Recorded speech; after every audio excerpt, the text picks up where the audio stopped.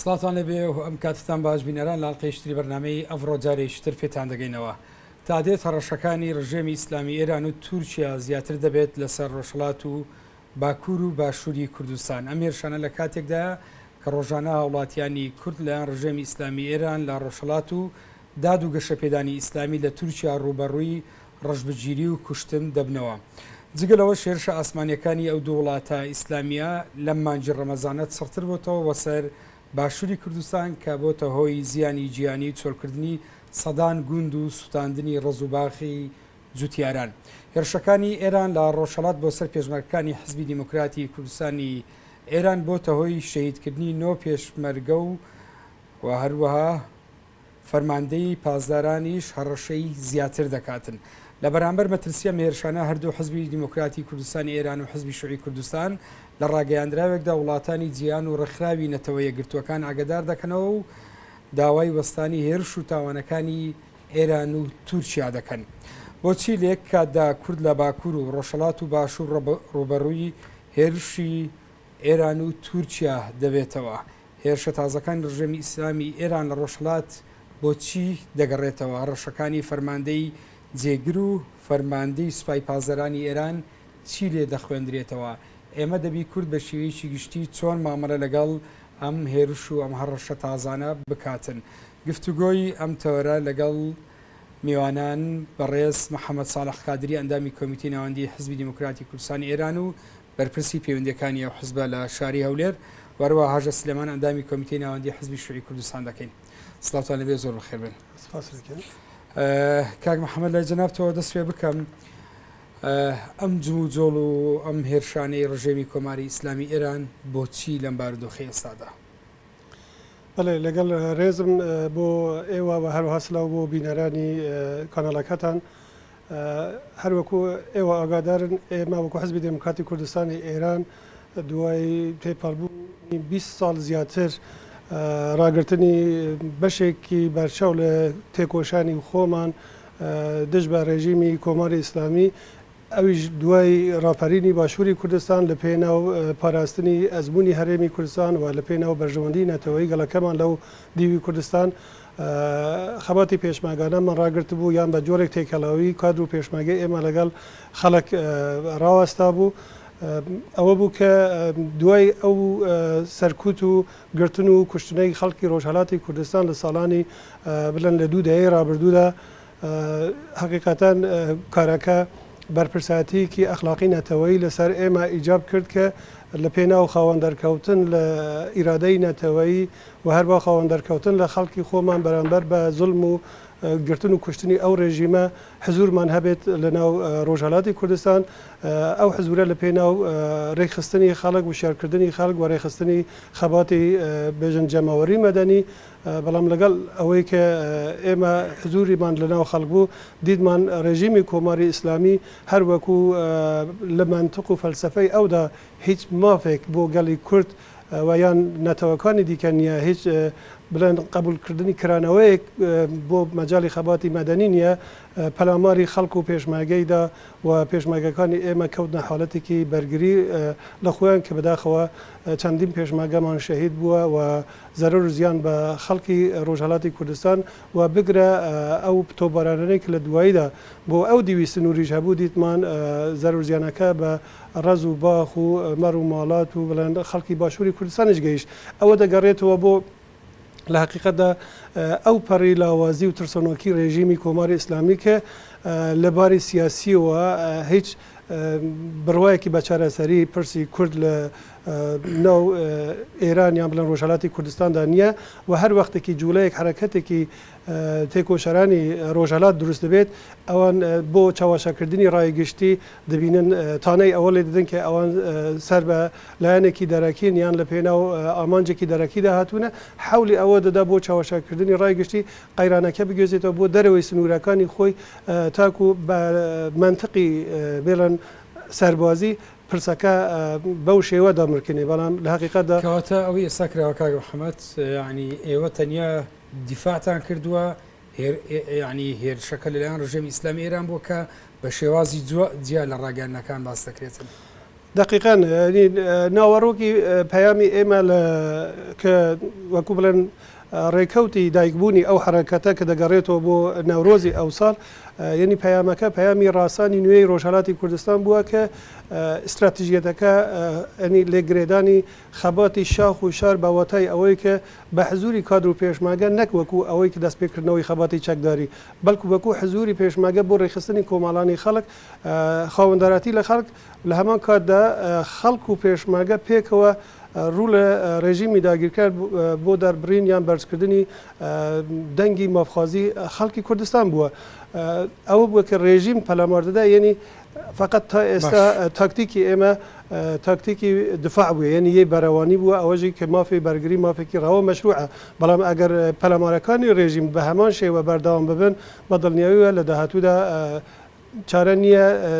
تاکتیکی گونجاوتر بۆ پاراستنی جانی پێشماگە و خەڵک بگرینە بەر هەروەکو لە کارنامەی ئەو ڕێژیمەشدا هەیە لە 37 ساڵی ڕابردوو لە فتوای جەهادی خۆمێنی لە پەلامار بۆ سەر پێشماگە و بۆمباران و تۆبارانی بنکە و بارەگەکانی ئێمە و ترۆری بە سادان تێکۆشەری ڕۆژهەڵات بە شێوەیەکی کە لە قالبی تەرۆریزمی دەوڵەتی ئەو ڕێژیمە چ لە وڵاتانی ئەوروپی چ لە باشووری کوردستان لە حالەتێکی وهادا کە ڕێژیم بەو منتەقەوە یعنی بڵێن پەلامار دەدا ناچارین بەو زمانە بەرخورد بکەین یان دفاع بکەین ئەوەی کە ئەو ڕێژیمە لێ تێدەگات ئەوەی ئێوە بەقەدەوەی ئێوە حزورتان نەبێت لە ڕۆژهەڵاتی کوردستان باردۆخی خەڵک چۆنە و ئەم حزورە تا چەند لەگەر لایەنەکانی تر هاوبەشی هەیە و خەڵک چۆن یعنی ئیسجابەی هەبووە لەگەڵ ئەم چالاکی و ئەو وجودی ئێوە لەوێ ئەگەر ئێوە بۆ خۆشتان متابعاتان کردبێت یعنی لە نەبوونی پێشماگەدا ئەو ڕێژیمە ڕۆژ نییە بە گرتن و لێدان و کوشتنی خەڵکی بێگونا و حتا لە ماوەیەک پێشتر بە بەو ڕافتارانەی کە 10 ساڵە بەگرتنی کەسێک وەکو کەبودبند کە سەرۆکی سازی مافی مرۆڤی ڕۆژهەڵاتی کوردستانە کە ڕێگا نادا حتا بۆ چاوپێکاوتن لەگەڵ مناڵ و بناماڵەکەشی دەگەڕێتەوە سەر ئەو بێبەزەیەی کە ئەنی ڕێژیم توانیەتی ژینگەیەکی بە تەواوی ئەمنیەتی دروست بکە کە بە خەزاندنی نزیک بە 100,000 هێزی لەشکری سیخۆری خۆی تەوا ژینگەیەکی ئەمنیەتی دروست کردووە داپرۆسێنەرانە کە مەجای ژیانی بۆ خەڵک نەهێشتوتەوە بۆیە کە خەڵک دەبینێت کە حزوری پێشماگە ئەنی لەگەڵ ئەوانە حقیقەتان پێشوازیان کردووە و خەڵک داواکاری بەردەوامی ئەو حزورەیە بەردەوامی و ڕێخستنی خەباتە بە هەر شێوەیەکی کە ئەنی بە پێی دەرەتانی ئیمکان بۆ ئەوەی کە بە جۆرێک پاشاکشە بەو دەسەڵاتە نیگریسە بدا کە بتوانێت ژیانێکی ئازاد هەڵمژن و هاتنی پۆل پۆلاوەکانی خەڵک بۆ پێشماگاتی و لە باوەشکردنی پێشماگە پشگیری ئەوان دەربەری ئەو ڕاستیەیە کە خەڵک پێشماگە بە ڕۆڵەی خۆی دەزانێ و لە بەرامبەر وها ڕێژیمێکی هار و درەندەدا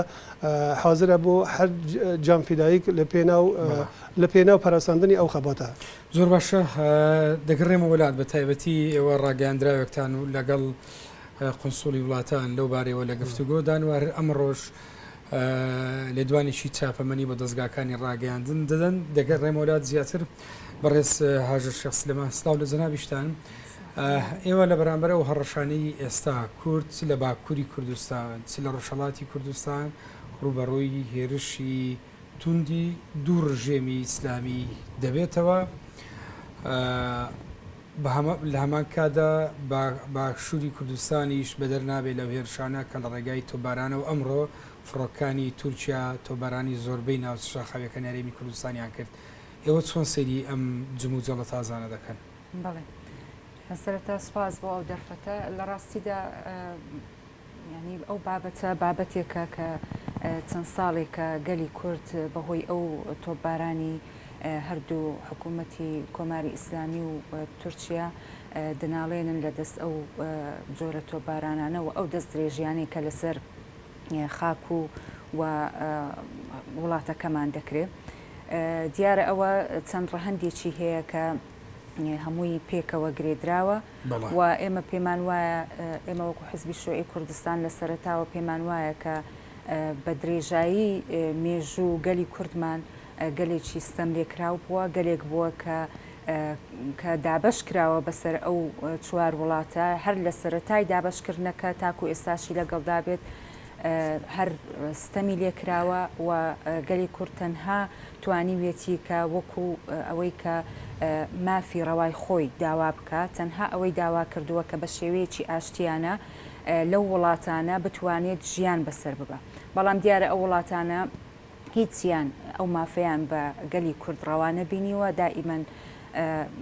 ینی هەڕەشە بوون لەسەر گەلی کورد و هەڕەشیان لە گەلی کورد کردووە بە هەموو جۆرێک ئێمە بینیمان کاتی خۆی کە ڕژێمی باعث چی بەسەر گەلی کورتێنا لە باشوور بەڵام لە کۆتاییدا بینیمان ئەو ڕژێمە نەما ئەو ڕژێمە گۆڕ بە گۆڕ چووە گەلی کورتوانی کە دوای ڕاپەڕین لە 91ەوە جۆرێک لەسەر بەخۆیی لە باشووری کوردستان بەدەستبێنین بەڵام دیارە هێشتا ینی ئەو وڵاتانی دەوروبەر ئەوە بە گەلی کوڕەوە نابینن هەرچەندە ینی باشووری کوردستان شوێنێکە کە ینی هیچ عیلاقەیەکی لە ڕووی حدودەوە لە ڕووی لە هیچ ڕوویەکەوە عیلاقەی نییە بە وڵاتانەوە بەڵام ئەو وڵاتانە دەستدرێژی دەکەنە سەر خاچی هەرێمی کوردستان بۆیە بەڕاستی ئێمە پێمان وایە کە هەموو کاتێک لەبارەی پەرسەندنی خەباتی کورد چ لە باکووری کوردستان و ئێستاژ و زۆڵانی دەبیندرێ لە ڕۆژهەڵاتی کوردستان ئێمە بە هەموو جۆرێک پشتگیری لە خەباتی گەلەکەمان دەکەین لە هەر چوار پارچەی کوردستان و هەر بزوتنەوەیەکی ڕزگاری خوازی لە هەر پارچەیەکی کوردستان ئێمە بەڕەوای دەزانین چکە گەلی کورد مافی خۆیەتی کە داوای ئەو مافەی بکە و نابێ بە هیچ شێوەیەک بەو جۆرە یعنی ڕەتی بکرێتەوە کە کاتێک کە داوای مافە ڕەواکانی خۆیەکە بەڵام وەکوتم ینی دیارە ئەو ڕژێمانە بە هیچ شێوەیەک ئەو مافە بەڕەوا بە گەلی کورد نابینن یعنی ئێوە داوایەکتان ئاراستەی نەتەوە یەکگرتوەکان کردووە لە بەرامبەر هەڕەشەی ئەو وڵاتانە چیتان ینی پەیامەکەتان چییە بۆ نەتەوە یەکگرتوەکان پێتان وایە UN دەتوانیت چ ڕۆڵێک بینی لە ئێستادا بڵێ ئێمە دیارە ینی ڕاستیەکەی بۆیە پەیامەکە ئاراستەی نەتەوە یەکگرتوەکانەکەین چکە بەڕاستی ئێستا لە بڵێ لە ساحەی سیاسی لە ناوچەکە هەمووی بەگشتی ئێمە پێمان وایە دەوڵەتی عێراق وەکو دەوڵەت هیچ سیادەیەکی نەماوە چکە ڕۆژانە دەبینین ینی دەوڵەتێکی زەعیفە دەوڵەتی عێراق چکە مەسەلەی پاراستنی حدود پرسێکە کە پەیوەندی بە دەوڵەتی عێراقەوە هەیە و لە دەستوری هەمیشەی عێراقدا هاتووە لە مادەی ١١٠ کە دەبێ عێراق سنوورەکانی بپارێزێت و ئەمنی سنووری عێراق کە هەرێمی کوردستان لەو چوارچێوەیەدا تاکو ئێستا لە ئەستۆی حکوومەتی عێراقە بەڵام دیارە بەهۆی لاوازی ئەو حکوومەتی عێراق ناتوانێت ئەمنی سنوورەکان بپارێزێت و هەرێمی کوردستانیش ینی ناتوانێت لەبەرەوەی دەوڵەت نییە ئەو سکاڵایە بگەێنێتە لایەنە پەیوەندیدارەکان بۆیە بەڕاستی ئێمە بۆیە ینی ئەو مناشەدەی نەتەوە یەکگرتوەکانمان کردووە کە ئەوان لە ڕێگەی خۆیان ینی ئەو کارە ڕابگرن کە هەوڵ بدەن بۆ ڕاگررتنی ئەو هێرشانەی کە لەسەر گەلەکەمان دەکرێت و بەڕاستی ینی ئێمە مناشەدەی وڵاتانی ئاشتی خوازمان کردووە مناشەدەی ئەو وڵاتانشمان کردووە کە ئێرانە تورکیایە کە ئەو کێشەی کورد کێشەیەکی سیاسیە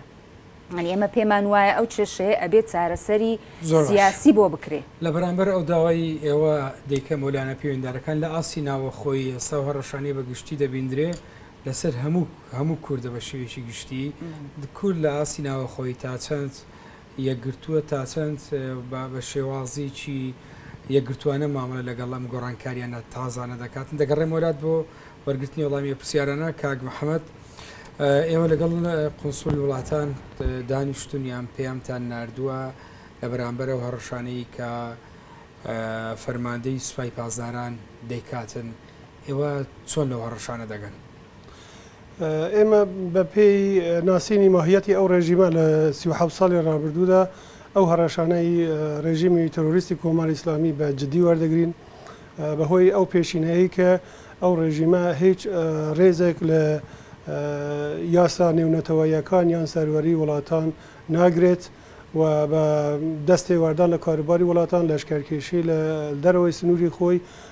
یان هەر ئەو دروشمەی کە لە فەلسفەی ویلایەتی فەقیهی یعنی ئیدۆلۆژی ئەو ڕێژیمەوە سەرچاوە دەگرێت کە دەڵێ ڕێگای قودس لە کەربەلاوە دەڕۆ دەربەری هەمان ئەو منتەقی دەستی وەردان و بڵێن جوڵەی دەرەوەی سنوورەکانی خۆیەتی بتایبەتی بۆ معارزەی ئێرانی یان بڵێن ئۆپۆزیسیۆنی کوردی ئەمە شاهدی ئەوەن جیال لەوەی کە لە نێو خۆیدا بە بێبەزانەترین شێوە ینی خەڵکی سیویل بە ژن و منداڵ و بێگوناهەوە کوشتوێتی جیا لە پەلامار بۆ سەر دێ و پێشماگە ئەوانە بەڵام لە دەروی سنووریش بەوە گەڕخستنی ماشێنی تەرۆریزمی دەوڵەتی خۆی لە ئەوروپا لە باشووری کوردستان بە لێدانی موشکباران هێنانی هێزی پاسداران و بە فرۆکە لێدان و لەلایەکی دیکە لە چەند ساڵی ڕابردوو دیتمان بۆ هێرش بۆ سەر بارگەکانی مجاهدینی خەڵک هیچ چاکیشیان پێ نەبوو هەموو ئەوەنە دەربەری ئەوەیە کە ئەو ڕێژیمە ڕێژیمێکی بێپرنسیپە ڕێژیمێکی سەرەڕەوە درندەیە بۆیە ئەوجا کە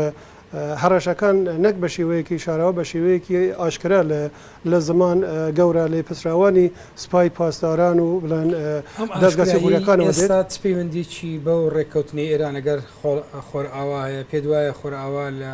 لە بەرامبەر ئەو هەڕەشانەی و لە دوای ئەم ڕێککەوتنی کە کردویانە بتوانێت یان بیوێ سنوورێک بۆ دەستدرێژەکانی ڕژێمی ئیسلامی ئێراندا بنێ ئێمە وەکو حزبی دموکرات ئەو کاتیش کە ئەو ڕێککەوتنە ئەتۆمیە کرا قەناعەتمان هەبوو لێکدانەوەمان ئەوە بوو کە ئەو ڕێککەوتنە دەراتان بۆ ڕێژیمی کۆماری ئیسلامی دەخڵقێنێک کە ینی دەستی کراوەتر بێ بۆ سەرکوتی مخالفانی خۆی لە ناوخۆ و دەستی کراوەتر بێ بۆ دەستێوەردان لە وڵاتانی هەرێمی و لە هەمان کاتدا پشگیری لە گروپە تەرۆریستیەکان لە حقیقەتدا ئەوەی کە ئێستا ئەمە ئەوڕۆ دەبینین دەتوانین وەکو یەک لە دەرەنجامەکانی ئەنی نێگاتیوی ئەو ڕێککەوتنایی بەرجام ئەنی ناو لێ بکەین کە ڕێژیم توانی خۆی لە قەیرانە ئابوووریە تێپەڕێنێ و لە بەرامبەر بۆ جێبەجێبوونی ئەو ڕێککەوتنە لەلایەکی دیکە بە شێوەیە کە لە شەڕی داعشتە بە جۆرێک هەندێک هاوبەشیان لەگەڵ ڕێژیمی ئێران هەیە بە جۆرێک بێدەنگی لەلاەن کۆمەلگای نێودوڵەتیە سەبارەت بە ئێران هەیە ڕێژیمی ئێرانیش لەو بێدەنگیە کەڵکی وەرگتووە بۆ ئامانجەکانی خۆی بۆ سەرکوت لە نێوخۆ بەڵام بە دڵنیاییەوە ئەو دەنگ هەڵبڕینەی ئێمە و گەڕخستنی ئەو جوڵایی کە ئێستا بۆ پەیوەندی لەگەڵ خەڵکی خۆمان کاردانەوەیەکی لە ڕای گشتی نێوخۆی ئێران و کوردستان و بۆ ڕای گشتی دروستی کردووە با قەناعەتی مە هەوکێشە سیاسیەکانی ئێستا لەگەڵ دایەکانی نەوەدیش فەرقێکی زۆریان هەیە کە ڕێژیمی کۆماری ئیسلامی هەروە ئاسا نەتوانێت ئەو دەستێوەردانە یان ئەو بژن زەبرە وەشاندنەی کە لە تێکۆشەرانی بڵێن دموکرات یان دژبەرانی خۆی بکات لە دەرەوەی سنوورەکان لەبەرەوەی کە ئێرە ئێستا جیا لە هەرێمی کوردستان دەیان کۆنسۆلگاری وڵاتانی بیانی بارەگای نەتەوە یەکگرتووەکان و دامەزراوەکانی نێونەتەوەی هەنەکە ئەو دەستێوەردانی ئێران یان دروستکردنی نائەمنی وەڵامیان چی بوو؟ ئەوەندەی کە ئێمە ئاگادار بن هەمویان بە هەستیاریەوە پەیامی ئێمان وەرگرتووە لەسەر بەنامای ناسینی ماهیەتی ئەو ڕێژیمە بە هەندیان وەرگرتووە و بەدڵنیاییوە ئەوانیش لەسەر خەت دەبن بۆ ئەوەی کە چەندە بکرێت ڕێگا نەدرن ساقامگیری هەرێمی کوردستان بە دەستێواردانی ئێران تێک بچێت لەبەرەوەی کە عێراق لە ناو گۆمی خوێن و ئالۆزیدا تەنها شوێنێکی ئارامە پەناگەی نزیکەی 2 میلیۆن پەنابەرە دامەزراوەکانی نێونەتەوەی تێدان هەرێمی کوردستانە شەلاژاندنی هەرێمی کوردستان لەلایەن ئێرانەوە بە بیانووی زەبرۆشاندن لە دموکراتەکان داقیقەدا ئەمنیەتی هەموو هەرێمی کوردستان تێک دەچێت چونکە ئەمەش دەستەوەسە نامێنین چاپەمەنیەک لە دوانیشی چاپەمەنیتان بۆ دەستگاکانی ڕاگەاندن لە شاری کۆیەدا مەبەست لەم لێدوانێت چی بوو؟ ئامانجی سەرەکی ئەو پرس کۆنفرانسای کە ئەوڕۆ قرارە بەڕێوە بچێت لە حقیقەتدا ئەوەیە کە بارەگاکانی حزبی دموکرات یان کەمپەکانی بنەماڵەکانی حزبی دموکرات کە لە باشووری کوردستانن ینی ئەگەر سەیری بکی جێگای ژیانی ژن و منداڵ و پیر و پەکەوتە خەڵکی مەدەنی سیویلە یعنی تێکۆشەرانی حزبی دموکرات لە نێو خۆی لە قوڵایی ڕۆژهەڵاتی کوردستاندا تێکۆشانی خۆیان دەکەن و یان لە سنوورەکانی نێوان ڕۆژهەڵات و باشووری کوردستانن لەو کەمپانەدا لە حقیقەتدا ئەوەی حزوری هەیە ژن و منداڵەکانن ینی هەڕەشەی ڕێژیم بۆ لێدانی ئەو کەمپانە لە واقعدا هەڕەشەیە بۆ سەرجانی خەڵکی سیویل ئەوەش دوورە لە هەموو بنامە و پرینسیپی حتا یاساکانی نێونەتەوەی بۆ شەڕیش جا چ بگاتە بۆ ڕافتەر لەگەڵ خەڵکی مەدەنی بۆیە ئەوەمان پێکهێنا بۆ ئەوەی کە ڕای گشتی لەو مەترسیا ئاگادار بکەین کە بەرپرساتیک دروست ببێ بۆ پاراستنی جانی خەڵکی ژن و منداڵ لەو کەمپانەدا. لە بارودۆخی ئێستادا لە کاتێکە لە ناوچەکە لە گۆڕانکاریە ئێستا حیزبەکانی ڕۆژهەڵاتی کوردستان ڕوئیەکی وازەحیانەیە کە دەیانەوێ چیان دەستکەوێت لەم گۆڕانکاریانە و خاڵی هاوبەش لە مابینی حیزبەکانی ڕۆژهەڵات تا چەند کاری بێکەوەی هەیە لە بەرامبەر ئەم بارودۆخە تازەیە. دەگەڕێمە وڵات وەڵامی پرسیارە پێشتر پرسیارەکەم لە هاژەخان کردبوو. هاژەخان ئێستا ئەم بارودۆخە بە شێوەیەکی گشتی لە گۆڕانکاریدایە پێشتر بڕیارەوە بوو کۆنگرەی نەتەوەی یەک بکرێتن لە هەرێمی کوردستان ئەمە نەکرا ناکۆچیەکان زیاتر قۆڵ بۆ تۆ دەبیندرێ. ئەم دۆخی ناوەخۆی و پەرتەوازەی ناوەخۆیی ئێوە چۆن دەبینن لە کاتێکە وڵاتانی دراوسێ ئەگەر هەرچەند یعنی جیاوازیان نەبێ ئێستا دەبین کە چۆن ڕێک دەکەون دژی کورد بە شێوەیەکی گشتی. لە ڕاستیدا ئەو پەرتەوازەیە یاخود ئەو جیاوازی بیر و ڕاکە لە نێوان پارتە سیاسیەکان هەیە چ لە هەرێمی کوردستان و چ لە هەموو ینی پارتە سیاسیەکانی هەر چوار پارچەی کوردستان ئەمە بەڕاستی لە بەرژەوەندی گەلەکەمان نییە. ئێمە لە زروفێکی وەکو ئەمڕۆ کە پێیدا تێدەپەڕین و ئەو گۆڕانکاریەی کە چاوەڕوان کراوە لە ناوچەکە بە شێوەیەکی گشتی پێمان وایە کە گەلی کورد گەلێکە کە لە ناو هاوچێشەکەدایە و هیچ جۆرێک لە تەراجع نییە لەو بڵێ لەو پلەیەی کە گەلی کوردی پێگەیشتووە هیچ جۆرێک تەراجع نابێ بکرێت لەو وەزعی کە هەیە. بۆیە بەڕاستی ینی لێرە پێویستە کە هەموو ئەو پارتە سیاسیانەی لە هەرێمی کوردستان و لە هەر چوار پارچەکەی کوردستان بەو جۆرە مامەڵە بکەن کە چۆن بتوانن خۆیان بگونجێنن لەگەڵ ئەو زروفە لەگەڵ گۆڕانکاریەکانی ناوچەکە چکە بەڕاستی وەکو وتم گۆڕانکاری زۆر چاوەڕوان کراو هەیە لەسەر ئاستی ناوچەکە هەمووی و هەرێمی کوردستان سیاسەتێکی یەکگرتووی نیشتیمانی هەیە بۆ مامەڵەکردن لەگەڵ ئەو دەستدرێژیانی ئێران لەلایەک تورکیا لەلایە شتر دەیکاتن بەداخەوە نییە. ئەو کارەکەی بۆ چیە گەڕێتەوە؟ زۆر بەداخەوە لە ڕاستیدا هۆکار زۆرە ینی لە هەرێمی کوردستاندا ئەو پارتولایەنە سیاسیانە هەر یەکە و ینی ڕایەکی جیاوازیان هەیە هەم بەرامبەر بە تورکیا هەم بەرامبەر بە ئێران کە ئەمە ئەم ڕاجیاوازی خزمەت بە مەسلەی کوردی و مەسلە نیشتیمانیەکان ئەکید خزمەت بە بەرژەوەندی گەلی کوردمان ناکات و وەکوتم ینی ئێمە ئەگەر لە ئێستاوە خۆمان ئامادە نەکەین بۆ ئەو گۆڕانکاریانەی کە چاوەڕوان کراوە بە تەکید ئێمە زەرەر لە قەزیەی کوردیە دەین و ناتوانین کە لەگەڵ ئەو گۆڕانکاریانە خۆمان بگونجێنین. دۆخی ئەمڕۆ تا چەند زەرورەتی کۆدەنجی و مەسلەی ئەوەی پێدەوترێ کۆنگرەی نەتەوەی و چارەسەرکردنی کێشەکان فەرز دەکاتن. لە ڕاستیدا وەکو باسم کرد چکە ئێستا ئێمە لە زروفێکی وەکو ئەمڕۆدا ینی پێویست بەوە دەکا کە کۆدەنجیەک هەبێت لە حیزبولایەنە سیاسیەکان لە هەر چوار پارچەی کوردستان و ئەگەر بینە سەر مەسلەی کۆنگرەی نەتەوەی دیارە کۆنگرەی نەتەوەی پێش چەند ساڵێک کاری بۆ کرا و کۆنگرەکە ینی بەسترا بەڵام بەداخەوە ینی بەهۆی ڕاو بیر و ڕای لایەنەکان جیاوازی بیر و ڕایەن سەری نەگرت کۆنگرەکە و نەتواندرا کە ینی ئەو کۆنگرەیە وەکو دەمڕاستی گەلی کورد بێت لە ناوچەکە. بۆیە بەڕاستی ینی تاکو ئێستاشی لەگەڵدا بێت ینی زۆربەی لایەنەکان لە هەوڵی ئەوەدان کە کۆنگرەی نەتەوەی ببوژێنەوە و کار لەسەر ئەوە بکەن کە وەکو دەمڕاستێک بێ بۆ گەلی کوردستان یاخود بۆ گەلی کورد بەڵام ینی بەداخەوە تاکو ئێستا ئەو هەنگاوە نەندراوە لەلایەن بەتایبەتی لەلایەن ئەو هێز و دەسەڵاتە سیاسیانەی کە هێزیان هەیە لە هەرێمی کوردستان پێویستەکە ئەوان ئەو هەنگاوە بنێن چکە بەڕاستی ئەوان لە مەخاتری ئەو وەزعی کە ئێستا هەیە لە ناوچەکە زۆر باش ئاگادارن و پێویستەکە هەنگاو بنێن بۆ ئەوەی کە بتوانن لە ڕێگای ئەو کۆنگرەی نەتەوەی بێت یاخود لە ڕێگای هاوپەیمانیەتێکی لایەنە سیاسیەکان بێت کە بۆ قۆناغی ئێستا گونجاو بێت و بتواندرێت کە کۆدەنجیەک دروست بکە بۆ ئەوەی بەرەنگاری ئەو هێرشانە ببینەوە کە لە هەموو لایەک لەسەر گەلی کورد دەکرێت. وڵاتانی دراوسێ یان دەوروبەر تا چەند سوود لەم ناکۆچیانە وەردەگرن و دەبێتە کاریگەری سلبی لەسەر کورد بە شێوەیەکی گشتی دەگەڕێمەوەات کاک محەممەد پرسیاری ئەوەم کردبوو لەبارەی ئێستا تێکۆشانی کورد لە ڕۆژهەڵاتی کوردستان یان هیچ نەبێ ئەوەکو حزبی دیموکراتی کوردستانی ئێران بە تەحدید بۆ چییە تێکۆشانەکە بۆ ڕوخانی ڕژێمە یان بۆ بەدەستێنانی بەشێک لە مافەکانی کوردە لە ڕۆژهەڵات؟ ئێمە وەکو حزبی دموکراتی کوردستانی ئێران خاوەن استراتژیەکی سیاسین بۆ سیستمی داهاتووی ئێران لەسەر بنەمای دەسەڵاتێکی دموکراتیک و فیدرال کە نەتەوەکانی ئێران وەکو کورد، ئازاری، بەلوچ، تورکمان، عەرەب ینی هەر یەکیان لە هەرێمی جۆگرافیایی خۆیاندا خاوەن سەروەری خۆیان بن لە چارچوبەی سیستمێکی دموکراتیک لەو جۆگرافیا سیاسیادا پێکەوە ژیان و دەسەڵاتی خۆیان بەدەستەوە بگرن. بەڵام ڕێژیمی دیکتاتۆری کۆماری ئیسلامی لە سەرەتای پێکهاتنی وە تا ئێستا نەک گوێ بۆ هیچ کام لە داخوازیەکانی گەلی کورد یان پێکهاتەکانی دیکە نەبووە بگرە حتا لەگەڵ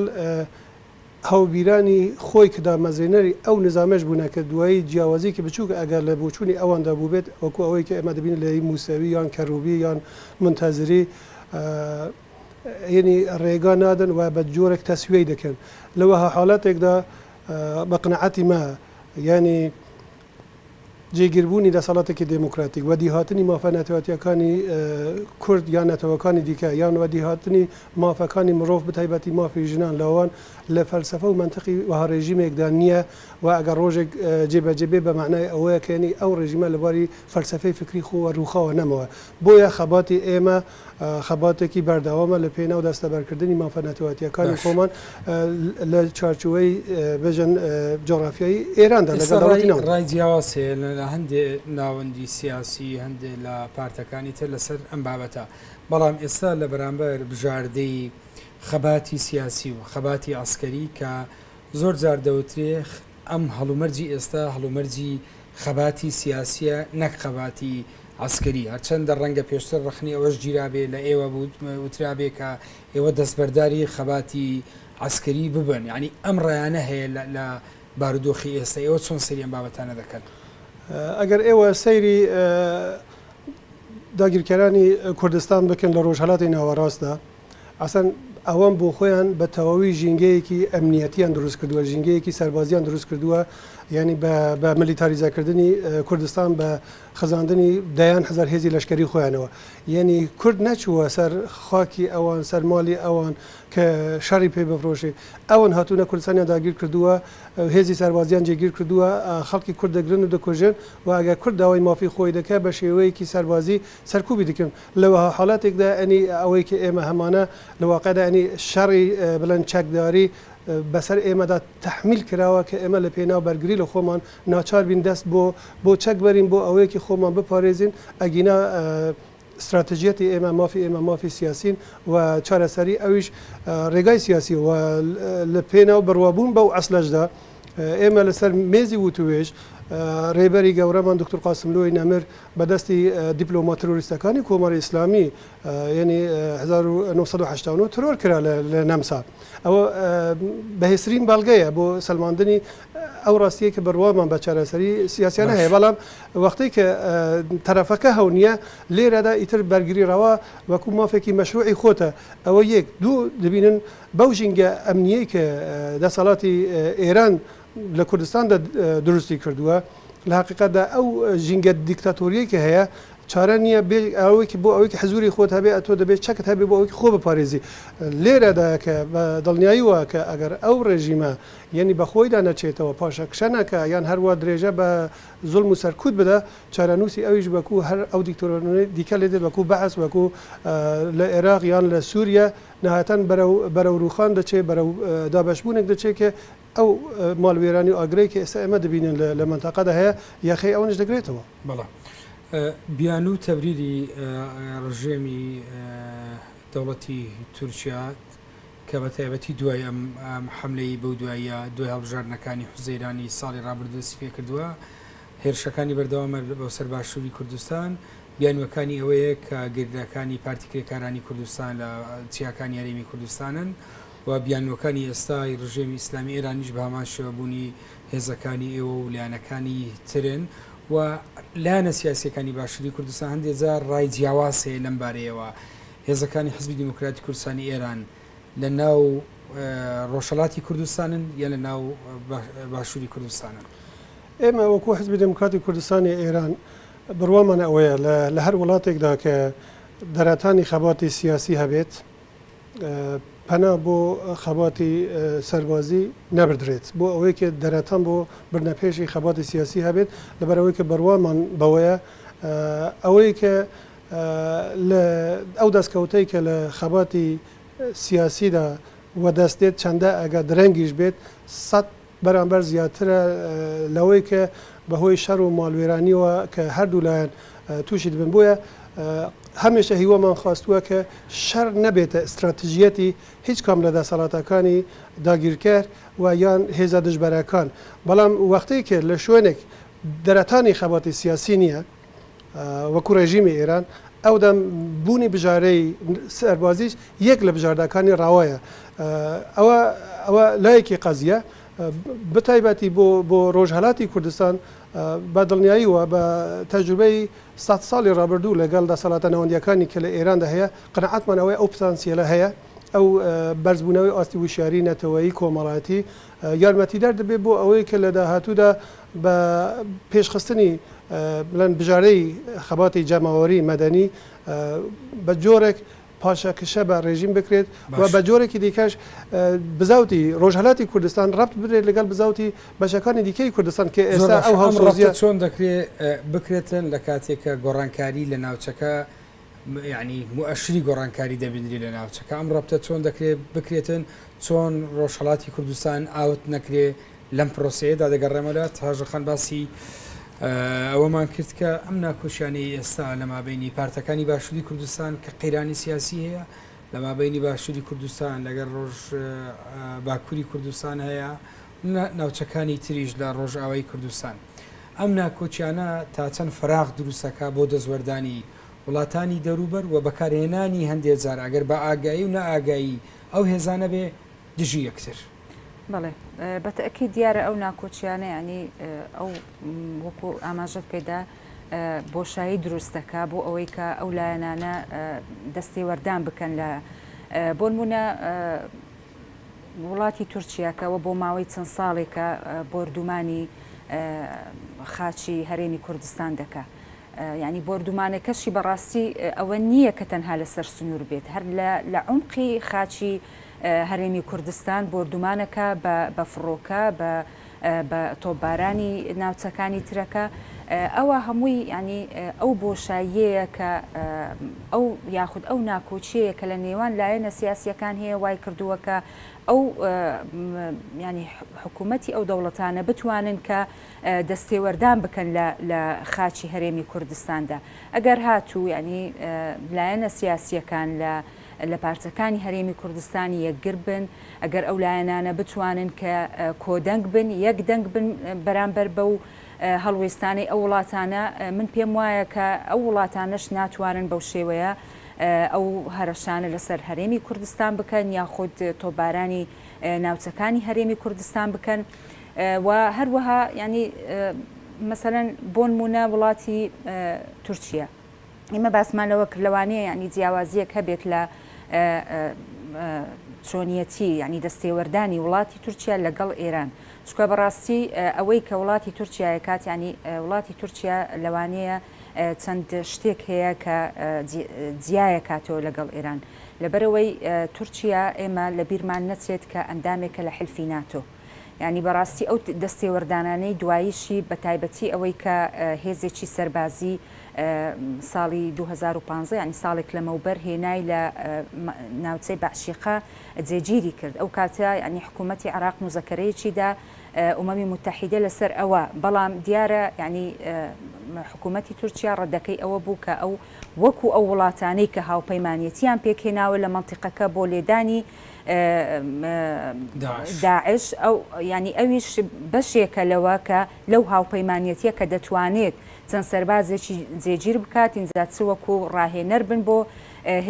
هێزە سەربازیەکانی عێراق یاخود پێشمەرگە یاخود وەکو ئەوەی کە هێزەکانی تر یاخود وڵاتانی تر کە لە هاوپەیمانیەتی لەو هاوپەیمانیەتیەدان چۆن بتوانن بەشدار بن ئەویش بەشدار بێت بۆیە یعنی ئەو جیاوازیە هەیە کە ئێران لەگەڵ تورکیا جیا ئەکاتەوە. لەم باردۆخی ئێستادا چۆن دەکرێت ڕای گشتی لە ئاسی ناوەخۆی لە ئاسی نێودوڵەتی دروست بکرێت دژ بەم هێرشانە بە تایبەتی لە ئێستادا یعنی هەڵومەرجێک گونجاوە کە دەکرێت چۆن ینی سود لۆ وەربژرێ بە دەرکردنی بەیاننامەیەکی حکوومەتیان لایانی سیاسی ئەمە تەنیا کافیە کاتی بەنامەکەم کەماوە دەگەڕێمەوە بۆ وڵات بۆ وەرگرتنی وەڵامی پرسیارە کاک محەممەد لەبارەی ڕۆژهەڵاتی کوردستان لەم گۆڕانکاریانەی دەکرێت لە زۆربەی پارچەکانی تری کوردستان ئێستا ئەو دوو ڕژێمەی پێشتر کامە سووریا بۆ مە عێراق بوو پێشتر هەر چواریان بەیەکەوە بۆ وەزعیان دەبینی ئێستا چۆنا لە ڕۆژهەڵاتی کوردستان چۆن سەری باردۆخەکە دەکەن پێتان وایە بەدەر دەبێت لەم گۆڕانکاریانەی کە هەیە و دەبێت لە داهاتوو لە ڕۆژهەڵاتی ناوەڕاست لە ڕوانگەی ئێمەوە نە ڕۆژهەڵاتی کوردستان نە ڕێژیمی کۆماری ئیسلامی بەدەر نابن لەو گۆڕانکاریانەی کە لە ڕۆژهەڵاتی ناوەڕاستدا هەن و بە خێراییش دەچنە پێش بە تایبەتی ڕۆژهەڵاتی کوردستان لە 100 ساڵی ڕابردوودا خاوەن مێژوویەکی پڕ لە سەروەریە لە مێژووی هاوچەرخی ئێران و هەر لە خەباتی سمکۆی شکاکەوە بگرێت تا سەردەمی دامەزرانی حزبی دموکرات و کۆماری کوردستان و قۆناغەکانی دیکە حتا دەگاتە ڕوخانی ڕێژیمی پاشایەتی و ڕێژیمی کۆماری ئیسلامی کە دێتە سەرکار کە جددیەتی خەڵکی ڕۆژهەڵاتی کوردستان بۆ دەستەبەرکردنی مافەنەتەوەتیەکانی خۆیان لە هەموو ڕەهەندێکی خۆی نواندووە. ئێستاش ڕۆژهەڵاتی کوردستان وەکو دووەمین بەشی گەورەی خاک و حەشیمەتیەوە خاوەن پتانسیێلێکی گەلێک بەهێزە لە باری سیاسی و لە باری کولتوریەوە و ئەو پتانسیێلە پێویستی بە خۆڕێکخستن و دەنگ هەڵبڕین هەیە بە شێوەیەکی مەدەنیانە سەردەمیانە و پێشانگاتی خەباتی ڕۆژهەڵاتی کوردستان و یان بژین بەرپرساتی لەسەر شانی هێز و لایەنەکانی سیاسیە کە حزبی دموکراتیش لەو بارەوە پشکیشێریوە بەرکەوتووە باری قورسی لەسرە لە هەموو بارێکەوە ئەمە هەنگاو هەڵدەگرین بۆ ئەوەیە کە ڕۆژهەڵاتی کوردستان شان بەشانی بەشەکانی دیکەی کوردستان بکەوێتە ناو ئەو هاوکێشە سیاسیانەدا لێرەدا فەقەتی تاسەن پێویستە لە مابینی حزبەکان بۆی ئەم کاریگەریە زیاتر بێ سەر ڕای هەموو پەرتەوازاییک لە نێوان هێزە سیاسیەکانی ڕۆژهەڵاتی کوردستان بەڵام بەخۆشیەوە لەباری ئستراتژیەتیان لە دژی بە ڕێژیم بۆ یان بۆ مەفەکانی نەتەوەی لە یەک ئاراستەدا دەڕۆن و لە سەحنەی خەبات دژی ڕێژیمیشدا هەماهەنگی تەنسیقی باش هەیە و ئەو بەستێنە خەریکە بەهێزتر دەبێت لێرەدا دەگەڕێتەوە سەر ئەوەی کە خاڵی لاوازیەکە فقط نەبوونی ئیمکانیاتی ڕاگەهاندن و لێرەدا پێویستی بە هاوسۆزی خوشک و براکانی کورد لە بەشەکانی دیکەی کوردستان هێز و لایەنەکان و دەستگاکانی ڕاگەهاندن و میدیا بۆ ئەوەی کە بۆ گەیاندنی دەنگی خەڵکی ڕۆژهەڵات و خەباتەکەیان یارمەتی دەربێ هەم بۆ هێنانە سەرخەتی ڕای گشتی کۆمەڵگای نێو دەوڵەتی وە لە هەمان کاتدا ئەو هاوسۆزیە بە جۆرێک وەکو قەرەبووکردنەوەیەک بێ بۆ جوڵانەوەی ڕۆژهەڵات کە ئەوەن لە پێناو باشووری کوردستاندا 24 ساڵە بەشێکی زۆر لە خەباتی خۆیان وەستاندووە بە قەنەعەتی تەواوە ڕۆژهەڵاتی کوردستان بەو ڕابوونەی خۆی دەتوانێت ببێتە پاڵپشتێکی بەهێزتر بۆ سەقامگیری هەرێمی کوردستانش لەوە بەدووە. کەماوە دو پرسیار بۆ جەنابەت ڕۆڵی حزبەکانی باشووری کوردستان چی بووە ئێوە لەو بارەیەوە هیچ فشارێکتان لەسرە یان هیچ ئەمانجێک هەیە لە دوای ئەم گۆڕانکاریانەکە لە ڕاگەیاندنەکان تێگەیشتنی و هەواڵی جیا هەیە لەو بارەیەوە ئەوەی ڕاستی بێت وەکو حکوومەتی هەرێمی کوردستان کە ئەو لایەنانەی کە دەسەڵاتدارن لە بەنێوی وەفتی حکوومەتی هەرێمی کوردستان لە ژێر زەختی ڕێژیمی ئێراندا داوایان لە ئێمە کردووە کە ڕێژیمی ئێران هەڕەشەی جددی دەکا بۆ ئەوەی کە ئێوە بەو شێوە حرەکە و خەباتی ئێوە نەبێت بەڵام ئێمە بەو پەڕی ڕێزەوە بە ئەومان ڕاگەیاندووە دوای 20 چەند ساڵ ملاحظاتی ئێمە بۆ ئەزمموی باشووری کوردستان بەڵام ئیتر کاتی ئەوەیە ئەمە چارەنووسی بزوتنەوەی کورد لە ڕۆژهەڵاتی کوردستان فیدای بەشێکی دیکە نەکەین لەبەر ئەوەیە کە هاوکێشە سیاسیەکان ئەوەمان لێ دەخوازێ لە بەرپرساتی خۆمان خاوەن دەرکەوین بۆیە واکو لایەنەکانیش ئەمە دەبینین هەندێک لایەن لە ڕەوانگەی خۆیانەوە بێدەنگیان لێ کردووە لە میدیاکانی ئەوەندا هەندێک لایەنیش ڕاستینە بێ دەنگیان هەیە بەڵام بە نەزەری ئێمە ئەگەر هەر لایەنێکی باشووری کوردستان هەر وەکو چۆن سەبارەت بە قەزیەی کورد لە ڕۆژە ئاوا یان لە باکوور لە مەدیاکانی خۆی دا ڕووماڵی چالاکی و تێکۆشان و دەرد و ژانی ئەوەندەکە پێویستە بەرنسبەت ڕۆژهەڵاتی کوردستانەوە بە هەمان ڕوانگەوە و بگرە زیاتریش قادری ئەندامی کۆمیتەی ناوەندی حزبی دیموکراتی کوردستانی ئێران وەرپرسی پەیوەندیەکانی و حزب لە هەولێر وەروەها هاژە سلێمان ئەندامی کۆمیتەی ناوەندی حزبی شوێنی کوردستان بڕیارەوە بگەڕێ وڵات بەڵام هاوڕان دەڵێن کات تەواو بوو. سپاس بە ڕۆژداریتان لە بەرنامەی ئەڤڕۆ بینەران هاتینە کۆتێنامە مەڵقەی بەرنامەی ئەڤڕۆ کە تێیدا گفتوگۆمان لەبارەی هەڕەشە و هێرشەکانی تورکیا و ئێران بۆ سەر کورد یان کوردستان بە شێوەیەکی گشتی کرد تا ئەڤڕۆی شتە لەبانی پێتان دەگەینەوە کاتێکی خۆش بۆ هەموو لایەک.